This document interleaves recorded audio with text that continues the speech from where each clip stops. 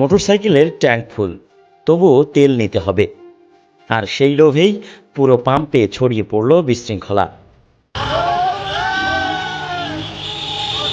রংপুরের ব্যস্ত সড়ক, দীর্ঘ লাইন, ঘন্টার পর ঘন্টা অপেক্ষা। তেলের জন্য মানুষের এই হাহাকার এখন নিত্যদিনের চিত্র। ঠিক এমন এক সময়ে আসে এক মোটরসাইকেল চালক। তেল নিচ্ছেন, ট্যাঙ্ক প্রায় ভরে গেছে। পাম্পকর্মীর বারবার বন্ধ করতে চাইছেন, কিন্তু পেছন থেকে চাপ, আরও দেন, আরও দেন।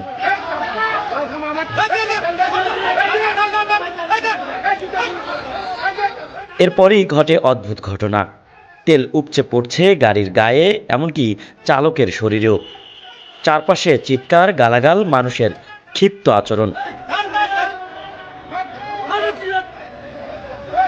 প্রশ্নটা এখন বড়, এটা কি সত্যি তেলের সংকট, নাকি ভয় আর মজুত করার মানসিকতাই সংকটকে আরো বাড়িয়ে দিচ্ছে?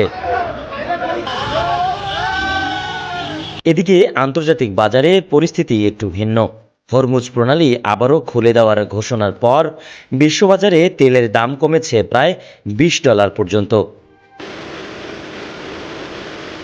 তাহলে প্রশ্ন থেকে যায়, সংকটটা আসলে কোথায়? তেল, নাকি মানুষের মানসিকতায়?